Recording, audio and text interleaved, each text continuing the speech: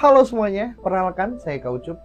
Tahun 2025 ini gue memulai suatu usaha yang baru, percobaan sih. Sesuai dengan judulnya, gue membuka usaha rental PS dengan modal yang sangat minim. Yes, walaupun tidak bisa dibilang ini minim banget ya, karena gue mencoba untuk aja gimana caranya gue bisa membuka rental PS yang sangat minim sekali. Makanya percobaan ini gue lakukan selama 3-6 bulan ke depan, dan sebenarnya sudah berjalan selama 1 bulan. Gue pengen tahu dulu, ngerasain dulu gimana rasanya sih selama 1 bulan ini, apakah sesuai dengan masuk nggak sih omset yang didapat. Gue pun naruh PS ini tidak di jalan utama, di jalan bisa dibilang tidak terlalu strategis sih sebenarnya, cuman dekat sih dengan sekolahan. Dan gue kan juga sebelum buka rental PS ini mencoba cari tahu dulu nih, apa sih rental PS itu yang bagus tuh gimana. Katanya sih di dekat sekolahan ataupun dekat kampus, karena memang sasarannya kepada anak-anak ataupun remaja-remaja, rata-rata seperti itu. Cuman gue pun coba share aja sih di sini. Kenapa gue bilang ini modalnya sangat minim, karena gue tidak banyakin PS-nya. Jadi saat ini gue memiliki 1, 2, dan 3 PlayStation 3 dan 2 PlayStation 4 yang gue taruh di situ. Jadi ada 5 unit yang gue taruh, dan kondisinya pun juga kenapa gue bilang minim, karena gue tidak membelinya dengan kalau dibilang sebenarnya kalau nyarinya misalkan kita ke toko hijau atau oranye via Shopee atau Tokopedia, itu tuh harga PS3 dan PS4 itu lumayan mahal ya. PS3 yang bagus itu rata-rata di harga 2 jutaan, walaupun sebenarnya lu bisa dapetin harga di bawah itu. Cuman kan untuk rental PS ternyata serinya itu harus sesuai. Jadi kalau misalkan kita sembarangan gampang rusak, jadinya boncos lah intinya kalau misalkan kita menggunakan PS yang sembarangan. Untuk PS3 sendiri yang harus dicari itu, gue baca-baca ya, karena sebelumnya gue tuh mencari tahu dulu kalau misalkan buka rental PS ini seperti apa, dan gue dapat informasi. Jadi saudara gue kebetulan punya rental PS, dia lumayan terkenal di daerahnya, yaitu di Kediri. Namanya Pagora Game. Ya, dia itu punya rental PS yang udah puluhan unit gitu, dan dari situ gue salah satunya kayaknya menarik deh kalau misalkan gue buka rental PS di tahun ini gitu. Apalagi kan sebenarnya bentar lagi mau puasa nih, makanya cobain deh rasanya gimana, dan gue pengen tahu juga sih gitu. Terus yang balik lagi, kalau misalkan ternyata kalau PS yang harus didapetin untuk PS3 tuh rata-rata minimal ya itu seri 21 atau 30, atau seri, dan paling sering direkomendasikan adalah seri 25. Makanya gue cari itu semua PS3 yang seri 25. Lalu gimana caranya gue bisa mendapatkan PS3 dengan harga murah? Yes, jadi perencanaan ini tuh tidak langsung gitu aja, maksudnya dalam waktu seminggu gue harus buka rental PS, no. Tapi gue coba untuk nyicil dulu sebenarnya. Jadi gue tuh bener-bener cari secondnya dari PS3 seri 25 di marketplace Facebook ataupun OLX, ataupun pokoknya semua marketplace yang menjual barang bekas. Gue cari itu seri 25. Karena kalau misalkan kalau sembarangan aja nyari PS3 ya, gue pernah dapat PS3 yang harga 500.000, 600.000, cuman itu seri fat, dan kondisinya kalau buat pribadi itu enak-enak aja. Tapi ternyata kalau buat rental PS yang dipakai sampai bahkan 24 jam nonstop, itu pasti bakal hancur dan boncos lah yang berkata. Nah,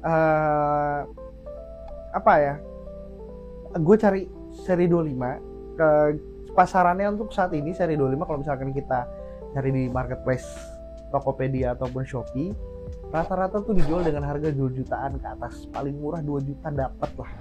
Nah, terus gue cari secondnya, bener-bener cari secondnya, dimana cari orang yang bener jual butuh. Tapi harus hati-hati ya, karena banyak penipuan juga seri 25 karena menarik. Jadinya ya udah, gue akhirnya mendapatkan seri 25 ini di harga 1.200.000-an, sampai paling mahal kemarin kena di harga 1,5. lumayan lah ya kan, 500 ribunya masih bisa dipakai untuk yang lain, bahkan ya ada yang dapat yang 1,2, 800 ribunya masih bisa dipakai buat yang lain. Dan kalau misalkan PS4 pun juga sama, gue pun mencari, kalau PS4 rata-rata masih pada bagus semua ya, gue belum nemuin sih harus slim, harus yang fat, harus yang super slim, atau harus yang pro atau gimana ya. Makanya gue cari yang paling aman yaitu buat PS4 karena masih jarang juga dipakainya. Gue akhirnya ngambil yang fat sendiri, cari yang paling murah juga. Sama, gue carinya juga sama versi cari lewat barang bekas di marketplace. Facebook paling gampang ya, Facebook paling gampang. Cuma memang harus sabar. Gue akhirnya pada saat itu bisa dapat di harga 1,7 sampai 1,8 untuk PS4. Dan saat ini selama 1 bulan ini aman-aman aja, dipakai sampai berjam-jam itu aman-aman aja. Semoga ya. Yang gue dapil adalah yang fat, yang ada 2 yang gue ambil. Yang pertama yang hand, dan satu lagi adalah ori. Gue pengen tahu aja sih, karena kalau yang dari saudara gue yang di Pagora itu dia menggunakan PS4 original biar bisa online. Jadi dia itu punya strategi di mana menjalankannya itu PS4-nya itu dipakai untuk online, bisa mabar gitu sama bocil-bocilnya. Makanya gue cobain tuh dua-duanya, pengen tahu gimana sih sensasinya gimana. Walaupun ya plus minusnya ya, kalau untuk yang hand gamenya bisa lebih murah dibandingkan original. Cuman kan yang versi original sendiri, yang ori itu gue bisa memanipulasinya dengan langganan PS Plus dan EA Play ya, karena cuman itu aja paling game yang dipakai, bola, X2 dan segala macamnya. GTA 5 paling sering lah digunakan. Terus gue mencari kontrakannya, kan udah ketahuan nih untuk versi budgetnya sendiri, PS-nya sendiri itu sekitar ya gue hitungnya rata-rata 1,4 dikali 3, dan pas itu PS2 nya 1,8 dikali 2 kan ya. Gue cari yang paling murah, paling minim pokoknya. Jadi untungnya dekat rumah itu ada kebetulan dapat rukonya, cuman agak unik ya plus minus lah kalau karena carinya yang murah. Jadi gue memang carinya yang memang bisa dibayar bulanan, karena kan gue masih nyoba nih, sekitar rencana gue sih paling lama 6 bulan untuk percobaannya. Kalau dari 6 bulan tersebut evaluasinya bagus, gue akan teruskan. Tapi kalau tidak ya stop aja lah. Bahkan gue pun sekarang mencoba untuk 3 bulan lah untuk kita estimasikan. Jadi dapatlah ya ruko yang di harga 1.300.000 bisa dibayar per bulan, dan itu lebih worth it karena daripada rata-rata ruko di pinggir jalan tuh wajib banget harus setahun. Aduh itu berat banget, apalagi gue kan tinggalnya di Jakarta yang lumayan notabene ya lumayan lah mahal lah untuk hal itu. Jadi ya udah coba dapatlah di harga 1,3 dan jalan. Terus apalagi sih yang dibutuhkan untuk rental PS ini? TV.